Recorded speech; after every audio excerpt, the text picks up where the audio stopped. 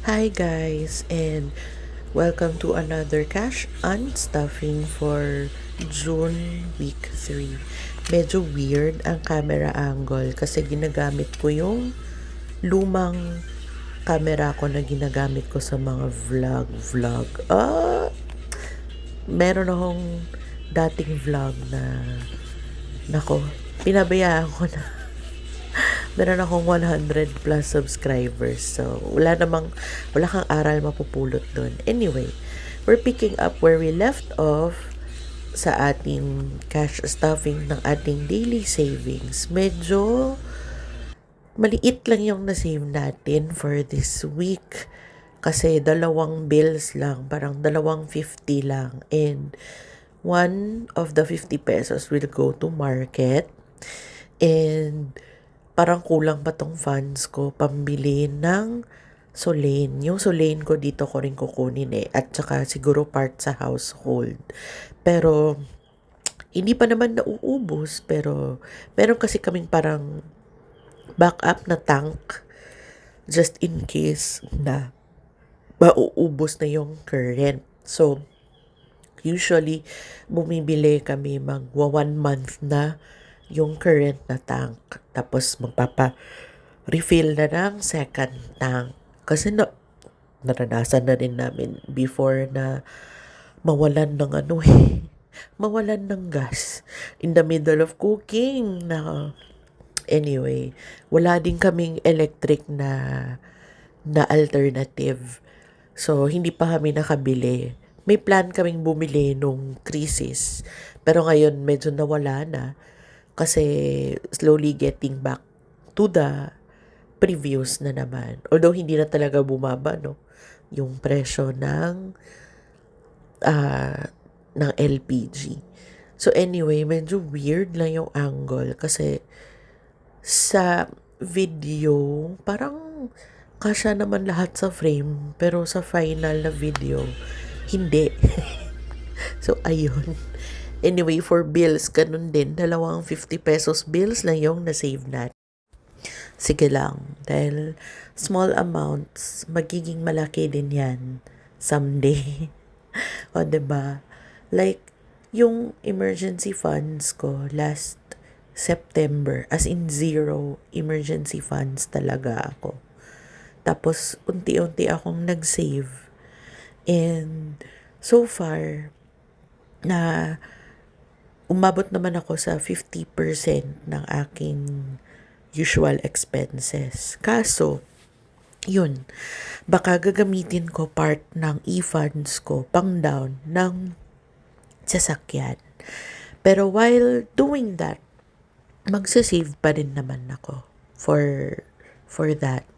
So, if mapansin nyo, if nanonood, meron bang nanonood ng mga videos ko, wala akong nilalaan talaga usually for grocery and market.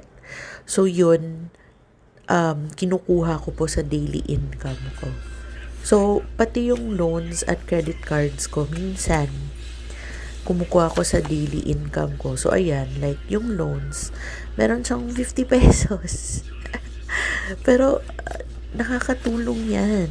Kahit papano, nakakatulong yan. Napupuno niya yung exact amount. So, parang hindi na siya masyadong masakit by the time na kailangan ko ng bayaran. At may mahahatak akong bayad kahit papano. Like yung credit card, 100. Tapos mag-grocery ako ng 5,000 plus. Mahahatak ko pa yan. And makakatulong talaga sa payment.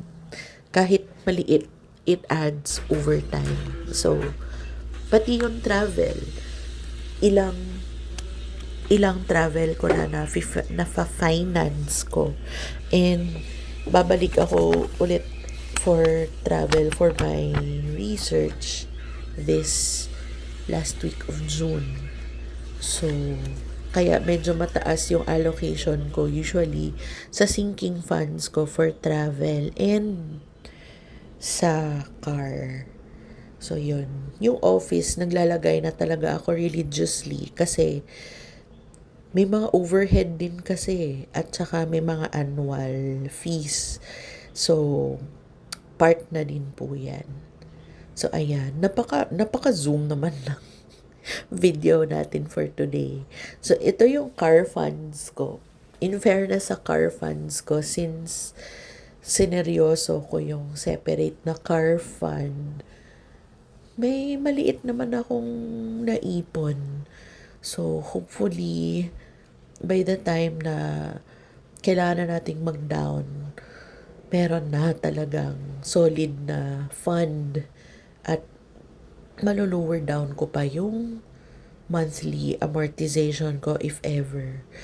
Alam nyo, kung wala lang akong personal loan sa CIMB at BPI, kayang-kaya ko talaga yung monthly ng gusto kong car.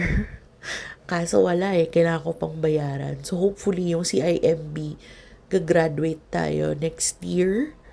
Kung hindi man next year, this year, kasi nag-advance na ako. So confident ako.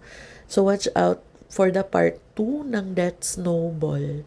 So, ini-imagine ko dun by June 2027, mape-pay off na yung CIMB na loan. So, hopefully earlier. Kasi we need the funds. So, yun. Sayang lang yung entertainment fund ko na natenga sa Union Bank. So, ayoko na talaga.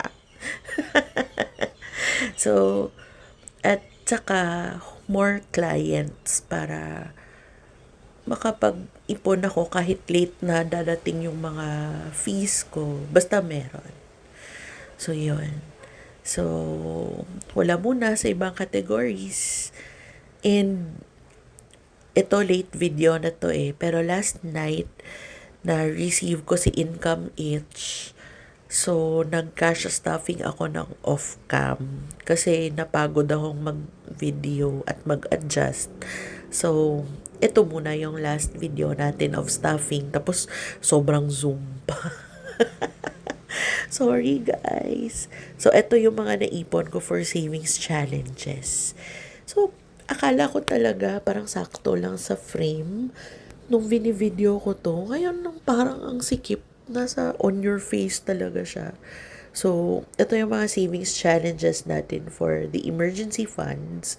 And minsan, nalalaan din po to siya for na yung medyo quick emergency. Like, magbabiyahe ako, wala akong pera. Dito ako kumukuha. Pero parang 2 times